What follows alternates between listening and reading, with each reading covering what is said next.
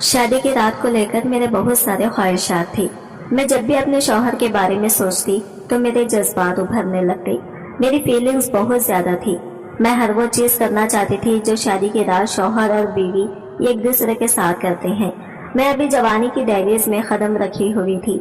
मैं अभी अभी ताज़ा ताज़ा जवान हुई थी और मेरे ब्रेस्ट भी बहुत बड़े बड़े थे। मैं एक भरपूर किस्म की लड़की थी। मुझ में किसी भी किस्म की खामी नहीं थी। जब भी मेरी शादी की बातें चलती तो मेरी फीलिंग्स अपने शौहर के लिए बढ़ने लगती। मैं अब बहुत दिनों से शादी की रात के लिए इंतजार कर रही थी। जैसे तैसे करके शादी का दिन भी आ गया, लेकिन मुझे ये डर था। मेरे ब्रेस्ट बहुत ही ज्यादा बड़े थे। मेरी एक सहेली ने मुझसे कहा था कि ब्रेस्ट बहुत ज्यादा बड़े होने की वजह से शौहर बीवी को बदकिरदार समझने लगता है। ये सुनते ही मैं हैरान और परेशान हो गई। अब मेरे दिल में यही एक डर था कि कहीं शौहर मेरे ब्रेस्ट बड़े होने की वजह से मुझे बदकिरदार न समझ जाए और मुझ पर शक न करने लग जाए। यही सोचते सोचते मेरी शादी का दिन भी आ गया और शादी की रात मैं अपने कमरे में बैठी शौहर का इंतजार करने लगी। थोड़े ही वक्त के बाद शौहर कमरे में दाखिल हुआ और बेड पर मेरे बेहद करीब आकर बैठ गया और मेरा हाथ पकड़ने लगा और झटके से मुझे अपनी बाहों में जकड़ लिया। मैं भी अब खुश हो गई थी और अपने पूरे दिल से इस पर अपना प्यार निछावर करने लगी। लेकिन जैसे ही इसकी नजर मेरे ब्रेस्ट पर पड़ी तो इसने मुझे अपने दोनों हाथों से मेरा शौहर मुझ पर शक करता, मुझे मारता पीटता, मैं खामोशी से सब बर्दाश्त करती ताकि अल्लाह मुझसे राजी हो जाए। यूं ही 2 साल गुजर गए जब एक दिन शौहर ने गुस्से से बांझ कहते तलाक दे दी। मैंने आसमान की तरफ देखा और कहा, अल्लाह मैं तेरे इस फैसले पर राजी हूँ, और शुक्र करती एक मजार पर जा बैठी जहाँ 2 वक्त की रोटी मिलने लगी।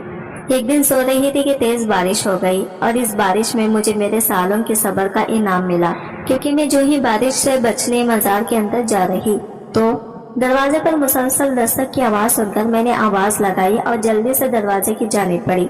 मैंने दरवाजा खोला तो मेरा शौहर गुस्से में लाल पीला हो रहा था। आज वो मामूल से कुछ जल्दी आ गया था। इतनी देर क्यों लगा दी दरवाजा खोलने में? वो एकदम अंदर आ घुसा, किसके साथ मुंह काला कर रही थी। इसकी बात सुनकर मैं साकित रह गई। ये क्या कह रहे हो? बिल्कुल ठीक कह रहा हूँ। दरवाजा खोलने में इतना वक्त लगता है क्या? ना तो दरवाजा से बावर्ची खाने का इतना तवील रास्ता है और ना ही कमरे का तूने अपने आशिक को छत पर से भगाया है ना। वो दरवाजे के पास रखा। वो ऊपर उठकर फौरन सीढ़ियों की तरफ बढ़ा और भागकर ऊपर चढ़ गया, जबकि मैं हैरान परेशान खड़ी रह गई थी। भाग गया कमीना कहीं का। इसने नीचे उतरकर गुस्से में एक मोटी गाली इस शख्स को निकाली जिसका कोई वजूद ही ना था। मैं नमाज पढ़ रही थी, इसलिए आने में देर हो गई। तुम गलत सोच रहे हो। मैंने अपनी सफाई देने की कोशिश की तो इसका हाथ घूमा और इसने एक जोरदार थप्पड़ मेरे मुंह पर दे मारा। मैं इस अचानक हमले से लड़खड़ा गई और दीवार से जा टकराई। मैं मुंह पर हाथ रखे हैरानी से इसे देखने लगी। कुछ ही अरसे में ये शख्स किस कदर बदल गया था। ये वो आदमी तो ना था जो मेरी मोहब्बत का दम भरता था। अम्मा तेरे बारे में सही कहती थी, तेरे सारे तौर तरीके बाजारी जैसे हैं। मैं बढ़ा दिया, जबकि मैं रोती हुई वही दीवार के साथ लगी। जमीन ही कम अकल था जो मैंने अपनी माँ की बात पर यकीन न किया। इसने गुस्से से वाइपर उठाकर जमीन पर पटका और अंदर की जानिब चला गया। मैं सोफे पर ढेर से बैठ गई। मेरा नाम सबा है, ना नसीब लिखवाकर इस दुनिया में आई थी। पैदा हुई तो माँ इस दुनिया से चली गई। माँ की ममता का एहसास क्या होता है ये मैं भी जान ही ना पाई। बाप ज्यादा दिन माँ के मरने का गम नहीं मना सका था और जल्दी ही इसने दूसरी शादी कर ली। अब्बा ने दादी और सब रिश्तेदारों को कहा तो ये था कि वो दूसरी शादी सिर्फ अपने बच्चे के लिए कर रहा है ताकि इसको माँ का प्यार और तवज्जो मिल सके। लेकिन सौतेली माँ के आने के बाद वो खुद भी मेरा सगाना रहा था और मैं माँ के साथ साथ बाप के प्यार और तवज्जो से भी महरूम हो गई थी। इस तरह अब्बा की दूसरी शादी सुकून के बाज बनने के बजाय मेरी जिंदगी में और ज्यादा मुश्किलात ले आई थी। सौतेली माँ ने भी मुझे दिल से कबूल ना किया। उसके नजदीक मैं सिर्फ एक बोझ थी जो इसे ना चाहते हुए भी निभाना पड़ रहा था। वो अक्सर मुझे ताने देती, तौबा कितनी मनहूस लड़की है, पैदा होते ही माँ को खा गई।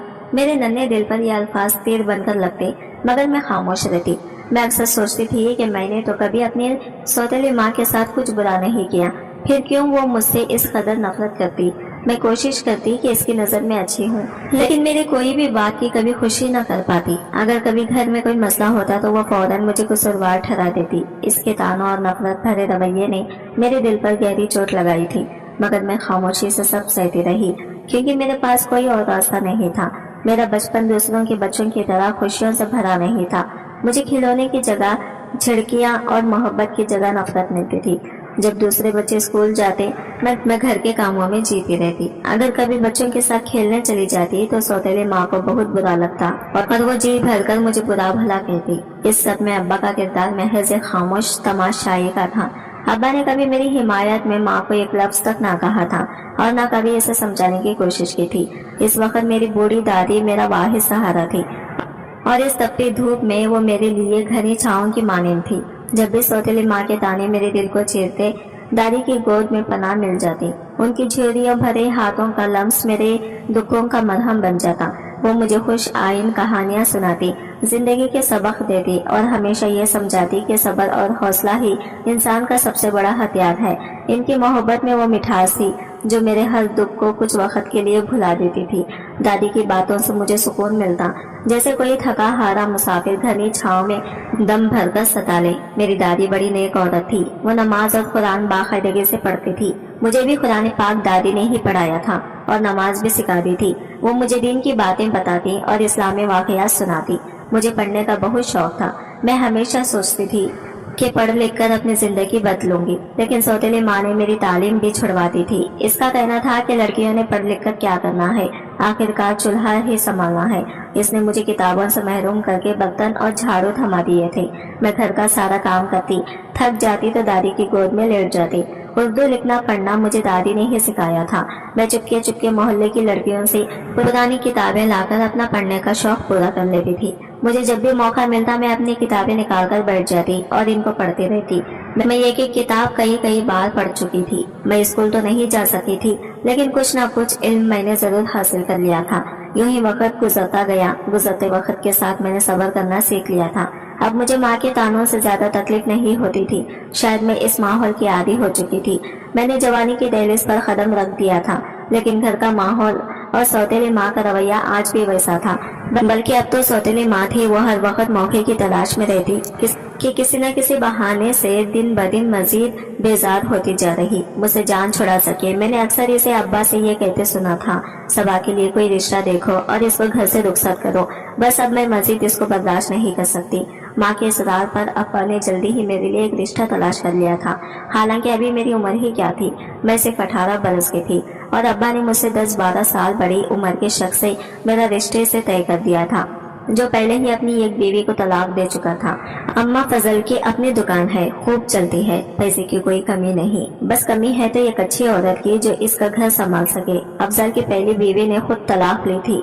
अफजल बड़ा अच्छा इंसान है, इसने जहेज लेने से भी साफ मना कर दिया है। अपनी सबा वहाँ बड़ी खुश रहेगी। अब्बा दादी को अफजल की खूबियाँ गिनवा रहे थे। अभी बच्ची की उम्र ही क्या है और ये तो खुद भी ना समझ है, शादी की जिम्मेदारियाँ कैसे उठाएगी। उन दादी ने अब्बा को समझाने की कोशिश की, शादी जिंदगी का बहुत बड़ा फैसला होता है और इतनी जल्दी सबा की शादी करने की क्या जरूरत है, इसकी कौन सी उम्र निकली जा रही है। दादी का लहजा मोहब्बत और फिक्र से भरा हुआ था। दादी की बातों में एक माँ जैसा दर्द था।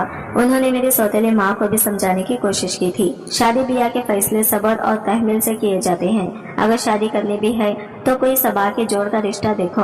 वैसे भी अभी इसकी शादी जैसी बड़ी जिम्मेदारी की बोझ तले देने की उम्र नहीं है। मगर दादी की बातों का किसी पर असर नहीं हुआ। आपको तो हमेशा इसकी ही फिक्र रहती है, हम कब तक इस बोझ को पालेंगे। बेहतर यही है कि इसकी शादी कर दी जाए ताकि ये अपने घर की हो और हमें भी सुकून मिले। सौतेली माँ ने तल्ख लहजे में जवाब दिया और उठकर चली गई। नजमा ठीक कह रही है, अम्मा अच्छे रिश्ते बार बार नहीं मिलते। मैं जानता हूँ कि नजमा का सुलूक सबा के साथ अच्छा नहीं है, इसलिए चाहता हूँ कि इसकी शादी हो जाए और वो अपने घर सुकून से रहे। बस अब ये बात खत्म करो और शादी की तैयारी करो, इसके सिवा कोई हल नहीं है। अब्बा ने भी दादी की बात को नजरअंदाज करके हत्ता फैसला दे दिया था।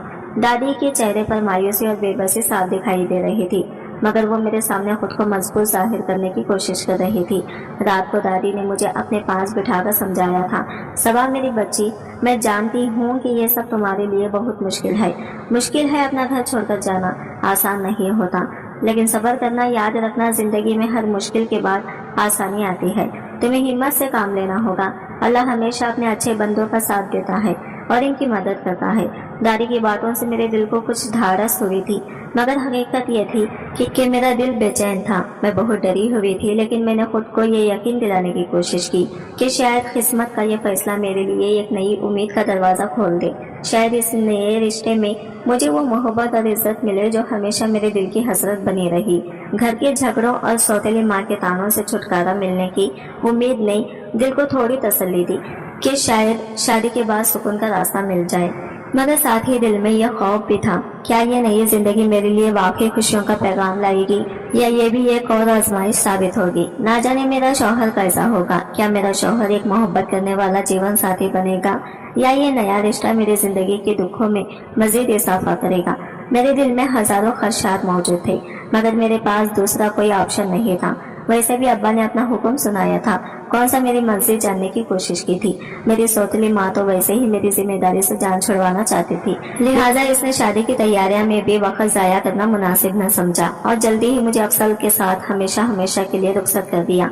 ये मत सोच कर बैठी रहना कि पीछे तेरा कोई मैका मौजूद है, अब बाप को भी 4 दिन सुकून के गुजार लेने देना। सौतेली माँ रुखसती के वक्त मेरे कानों में घुसकर बोली थी। इससे मुझे पहले भी कोई अच्छी उम्मीद न थी। मैं चुपचाप आंसू बहाती अपने शौहर के संग चली आई थी, जिसने मुझे बड़े से घर में ले जाकर अपनी माँ के सामने खड़ा कर दिया था। ये मेरी बीवी है, अम्मा देख तू कैसी कम उम्र भोली भाली और खूबसूरत है। वो पूरी 32 निकल कर बोला तो इसने माँ ने हैरत से मुंह पर उंगली रखकर ऊपर से नीचे तक मेरा जायजा लिया। ये तुझे कहाँ से मिल गई? वह हैरानी से पूछ रही थी। बस अम्मा मिल गई। इस बदतहजीब और फूटर औरत से तो 1000 दर्जा बेहतर है, जो ऐलान करके गई थी कि कोई मुझे अपनी बेटी ना देगा। देख तो कैसी चांद से दुल्हन अली तेरे बेटे को वो खुशी से फूले न समा रहा था। फिर इसकी माँ को मुझसे मिलकर कोई खास खुशी न हुई थी।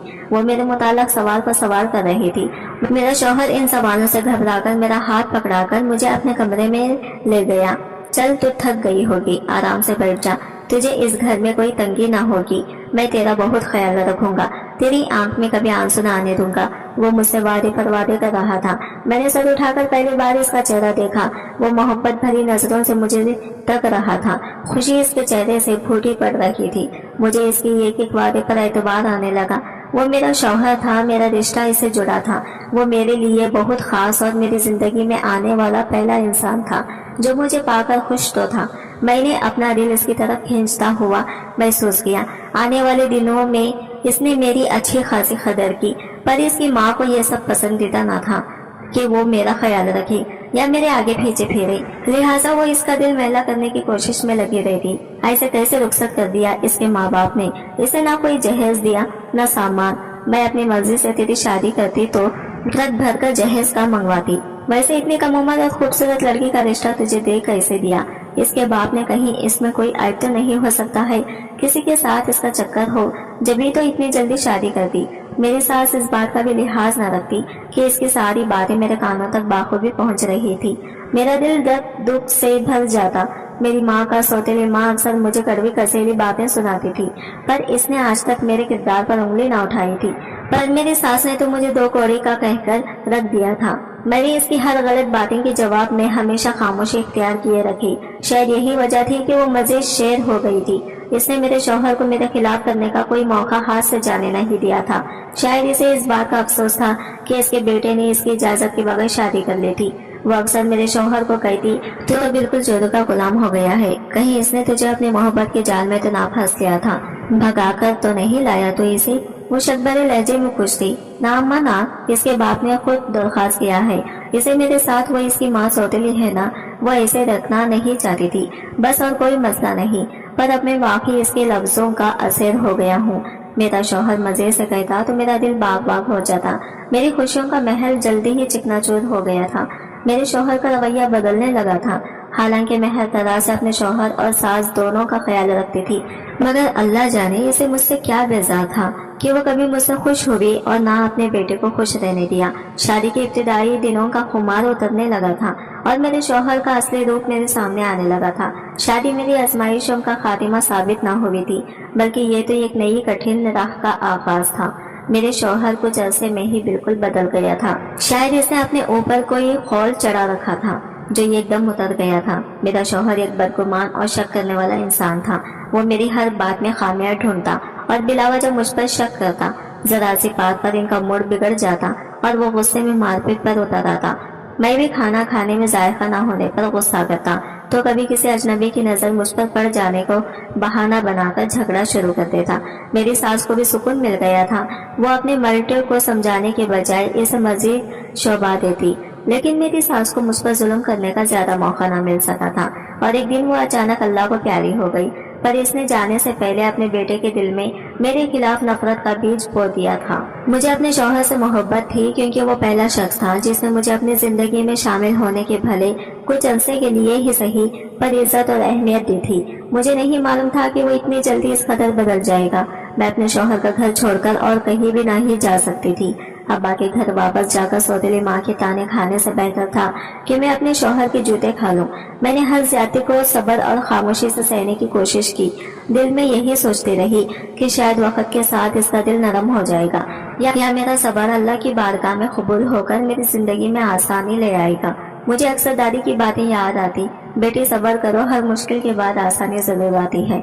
इन्हीं लफ्जों को अपने धारस बनाकर मैं हर दिन गुजरती रही, मगर शौहर का रवैया बद से बदतर होता गया। घर में कोई भी बात इसके आगे गुस्से को हवा दे सकती थी और मैं खुद को हर मुमकिन तरीके से इसके गुस्से से बचाने की कोशिश करती, मगर इसकी शक की आदत दिन ब दिन बढ़ती जा रही थी।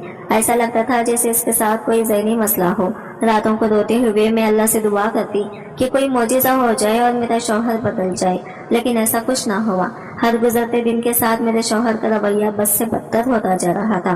बेशक घर में खाने पीने और सामान की तंगी ना थी, लेकिन शौहर की शक की आदत ने मेरी जिंदगी अजीरन से अजीरन कर दी थी।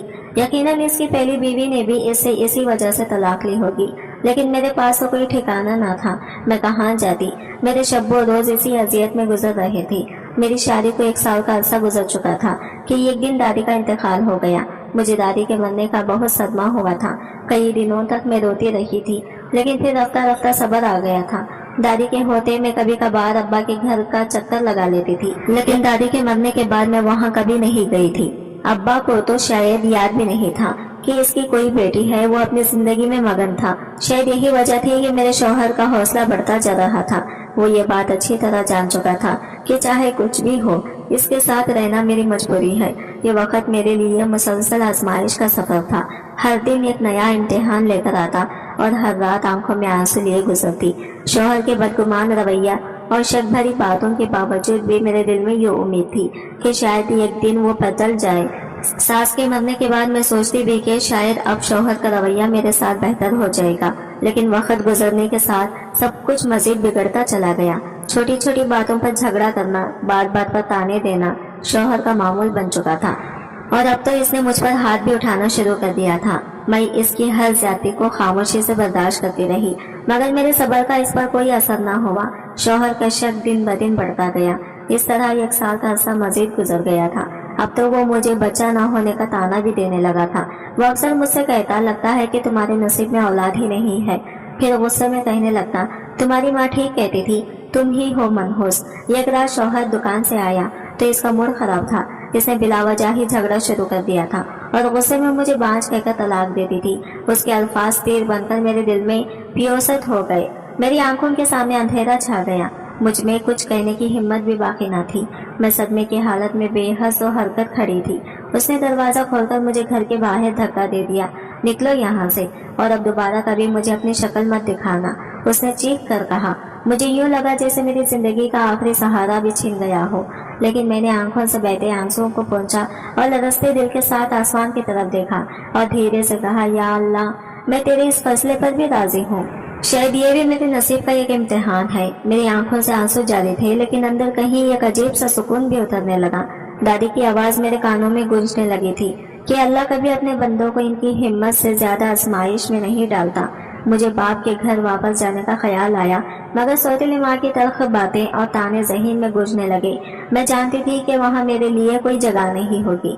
बाप के घर वापस जाकर मैं अपने आप को मजीद जिल्लत में नहीं ढकेल सकती थी। मैं यूं ही बेमकसद सड़कों पर चलती रही और सोचती रही कि अब मेरा ठिकाना कहाँ होगा। यूं ही चलते चलते एक मज़ार सामने आया तो मैं मज़ार पर जा बैठी। मैंने खुद को चादर से सर से पाँव तक अच्छी तरह लपेट लिया था और दीवार से टेक लगाकर बैठ गई थी। रोते रोते ना जाने कब मेरी आंख लगी थी। कौन है रे तू? एक जोरदार आवाज से मेरी आंख खुल गई थी। मैंने नजर उठाकर सामने देखा, कोई उधेड़ उम्र आदमी जिसने लंबा सा चूल्हा पहना हुआ था, गले में बड़े बड़े मोतियों की माला थी, सुर्ख आंखों से मुझे घूर रहा था। वो शायद इस मजार का रखवाला था। मैं होनक से इसकी शक्ल देखती रही। बोलती क्यों नहीं? कौन है रे तू? कहाँ से आई है? इसने दोबारा अपना सवाल दोहराया। मैं बुरी तरह घबरा गई थी। तो तू जलावर बच्ची डर गई है। मैं पता करती हूँ, एक बूढ़ी औरत ने कहा। अच्छे से पता कर लेना, अम्मा नूरी आजकल बड़ी सख्ती है। दिलावर ये कहकर वापस चला गया था। बूढ़ी औरत आकर मेरे पास बैठ गई थी। घर से भागकर आई है क्या? इसने टटोलती नजरों से मुझे देखा। आशिक धोखा दे गया होगा तेरा। नहीं, मैंने बेख्तियार नफी में सर हिलाया। शौहर ने घर से निकाल दिया क्या? तो शादीशुदा है? बूढ़ी औरत ने हैरत से पूछा। देख, झूठ मत बोलना, इसे मेरी शादीशुदा होने पर शक था। एक तो मेरी उम्र वैसे ही कम थी और फिर इन 2 सालों के दौरान मैं पहले से ज्यादा कमजोर हो गई थी। मैंने मुख्तसर इसे अपने तमाम हालत कहे सुनाए थे। मेरा कोई ठिकाना नहीं है। अम्मा जाऊं तो कहाँ जाऊं? सारी बात सुनकर इसने एक ठंडी सांस भरी थी। तो यहाँ आराम से रहे, मेरी बच्ची, कोई तुझे कुछ नहीं कहेगा। अक्सर पुलिस पूछताछ करने आ जाती है तो ख्याल रखना पड़ता है। मैंने दरबार पर रहना शुरू कर दिया था। दिन में लंगर से 2 वक्त का खाना मिल जाता और रात को मजार के सहन में सोने की जगह। ये जगह मेरे लिए दुनिया की नफरतों से दूर एक पनाहगाह बन गई थी। पेट भरकर खाना मिलता और कोई ताना भी नहीं देता था। अम्मा नूरी मेरा ख्याल रखती थी। मुझे इसमें दादी का चेहरा नजर आता था, वही झुर्रियों भरा अगर मेहरबान चेहरा मेरा हर दिन मजार पर गुजरता। मेरे अलावा यहाँ और भी बेबस औरतें थी। यहाँ सुबह शाम बहुत सारे लोग आते थे। कुछ लोग आकर दुआएं मांगते, कुछ मर्द और औरतें यहाँ आकर भीख मांगते। कुछ ऐसी औरतें भी आती थी जिनका मकसद ही गलत होता था। कई एक औरतों ने मुझे भी तंग करने की कोशिश की थी। अरे यहाँ कहाँ बैठी है? हमारे साथ चलेगी तो वारे नियारे हो जाएंगे तेरे। सोच ले, अम्मा नूरी हर बार ऐसी औरतों को डांटकर भगा देती थी। दफा हो जाओ, क्यों तंग कर रही हो बच्ची को? रफ्ता रफ्ता दिलावर को मेरी नेक फितरत का अंदाज हो गया था। मैं ना भीख मांगती थी ना किसी और गलत काम में मुलविस थी। अक्सर लोग मेरे आगे कुछ रुपये रख जाते थे, मैं तो वो भी नहीं उठाती थी। मुझे रुपये की तमन्ना ना, कभी पेट भरने की रोटी चाहिए थी, वो मिल रही थी। मैं नमाज पढ़ती और अल्लाह से अपने लिए मदद तलब करती। दिलावर समझ गया था कि मैं सिर्फ हालात की मारी थी। मुझे दरबार पर रहते हुए काफी वक्त गुजर चुका था। अब तो दरबार पर रहने वाले सब लोगों से मेरी वाफियत हो गई थी। मैं ज्यादातर दरबार के पिछले सहन में भी रहती थी, क्योंकि सामने की तरफ ज्यादा रश होता था और अक्सर औपाश मर्दों का आना जाना भी लगा रहता था। मुझे इनकी नजरें पसंद न थी, इसीलिए मैं ज्यादातर खींचे की तरफ ही रहती थी और रात को वही अम्मा नूरी के साथ लेटकर सो जाती थी। एक दिन मैं मजार के सहन में सो रही थी कि अचानक तेज बारिश शुरू हो गई। मैं जल्दी से मजार के अंदर जाने लगी ताकि खुद को बारिश से बचा सकूं। जैसे ही मैं अंदर जाने लगी, अचानक एक मासूम बच्चे की रोने की आवाज ने मेरे कदमों को रोक दिया। बच्चे की रोने की आवाज मजार के पिछले दरवाजे से आ रही थी। मैं चौंककर आवाज की सिमत बढ़ने लगी और दरवाजा खोलकर बाहर झांका। अचानक मुझे एक झटका लगा था। मजार के दरवाजे के पास ही एक छोटा बच्चा जमीन पर लेटा हुआ था। बच्चा सर्दी से कांप रहा था और जोर जोर से रो रहा था। मैं तेजी से इसके पास पहुंची और इसे गोद में उठा लिया। मैंने बच्चे को बेख्तियार सीने से लगा लिया था। जैसे ही मैंने इसे सीने से लगाया, इसका रोना मजीद तेज हो गया। ऐसा लगता था जैसे वो भूख से निढाल हो। बच्चा इतना छोटा था कि जैसे अभी कुछ दिन पहले ही पैदा हुआ हो। मेरे हाथ कांपने लगे। ना जाने कौन इतना बेरहम था कि इस मासूम को यूं फेंक गया था। मैंने जल्दी से अपना स्वेटर उतारा जो अम्मा नूरी ने मुझे पहनने को दिया था और बच्चे को इसमें लपेट कर अपने सीने से लगा लिया ताकि वो कुछ गर्म हो सके। बच्चे के नन्हे वजूद को गोद में लेते ही मेरे दिल में अजीब सी ममता जाग उठी थी। मजार के सहन में इस वक्त कोई ना था। मैंने बच्चे को चादर में लपेटा और इसे सीने से चिमटा कर थपकने लगी। थोड़ी देर बाद इसका रोना धीरे धीरे थम गया और वो रो रो कर सो गया। मैं जागती हुई इसके मासूम मेरे सीने से लिपट कर है चेहरे को देखती रही और दिल ही दिल में सोचती रही कि शायद अल्लाह ने इस बच्चे को मेरे लिए भेजा है। सुबह होने तक वो बच्चा मेरे बाजुओं में सुकून से सोया रहा था और मैं अपने दिल में ये सोच चुकी थी कि ये बच्चा मेरा है। चाहे कुछ भी हो जाए, मैं इसे कभी किसी के हवाले नहीं करूंगी। सुबह हुई तो मजार के सहन में हल्की सी चहल पहल शुरू हो चुकी थी। लंगड़ा कर काम करने वाले लोग अपने काम में मसरूफ हो गए थे। मैं बच्चे को अपने सीने से लगाए बैठी थी जब अम्मा नूरी मेरा हाल पूछने आई थी और मेरी गोद में एक छोटा बच्चा देखकर हैरान रह गई थी। अरे ये बच्चा कहाँ से आया? वह हैरानी से मेरी तरफ देखते हुए बोली, ये मेरा बच्चा है, अल्लाह ने इसे मेरे लिए भेजा है। मैंने मुस्कुरा कर कहा, अम्मा नूरी की आंखें में हैरत से फैल गई थी। वो मेरे करीब आकर बैठ गई और राजदारी से बोली, क्या कह रही है तू? ये तेरा बच्चा है? कहाँ से मिला ये तुझे? मैंने रात का वाकया तफसील से अम्मा नूरी को कह सुनाया था। लगता है कोई अपना गुनाह छुपाने के लिए इस बच्चे को यहाँ फेंक कर चला गया। अम्मा नूरी ने सोचते हुए कहा था, कैसा जमाना आ गया है, मासूम बच्चे को मरने के लिए फेंक दिया। शायद अल्लाह ने इस नन्ही सी जान को मेरे लिए भेजा है ताकि मेरी खाली गोद भर जाए और जीने का एक मकसद मिल जाए।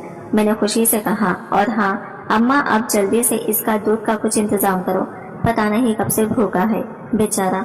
अम्मा नूरी ने कुछ देर खामोशी से मुझे देखा, फिर बोली, ठीक है, अगर तूने इस बच्चे को पालने का फैसला कर लिया है तो मैं भी तेरे साथ हूँ।